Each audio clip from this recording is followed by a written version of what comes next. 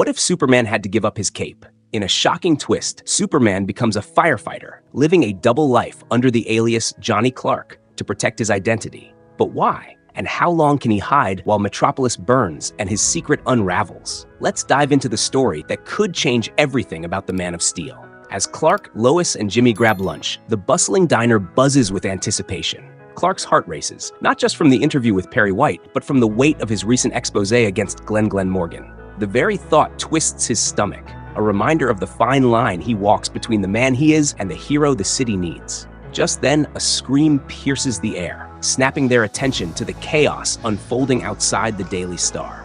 A man with a bomb strides forward, and as the crowd flees in panic, Lois sarcastically remarks, "Looks like you're cue to run," but this time, he runs toward the danger.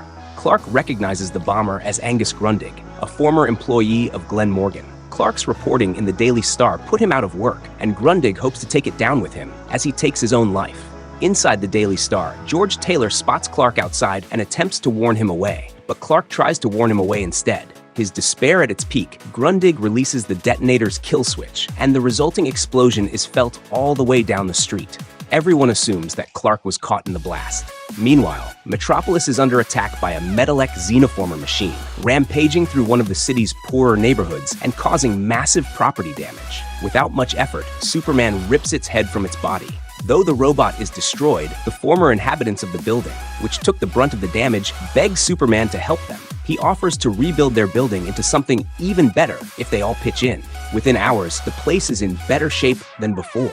Before reporters can crowd him too much, Superman comments that he smells smoke in Bakerline and rushes away. However, it is not as Superman that he faces the burning building, but as Johnny Clark, a fireman.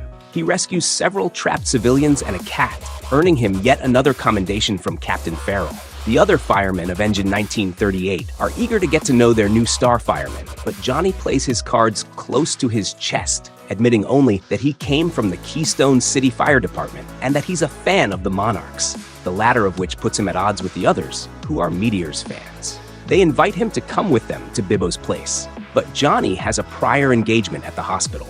He visits George Taylor, who was partially blinded by the blast that apparently killed Clark Kent, which prevents him from recognizing Johnny as Clark. Johnny explains that he was the man who saved George's life during the explosion, but George is regretful that it wasn't Clark who he saved. He thought that Clark was a good man with a lot of potential, so having him, an old man, survive instead just seems wrong. That night, Superman stops in on Batman in Gotham City, who warns that their visit must be brief, as crime seems to crop up every 5 minutes. Batman had already known about the death of Clark Kent's identity, so Superman explains that when his identity was discovered by both Batman and Nimrod the Hunter, he felt compromised.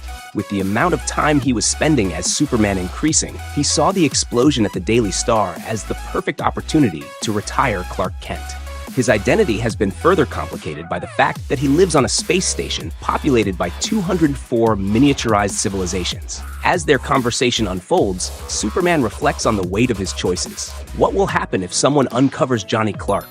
The questions swirl in his mind, deepening the burden he carries. Their discussion is cut short by the expected crime, following the 5-minute time limit, and in exchange for Superman's help, Batman promises to try to help resolve his identity problem.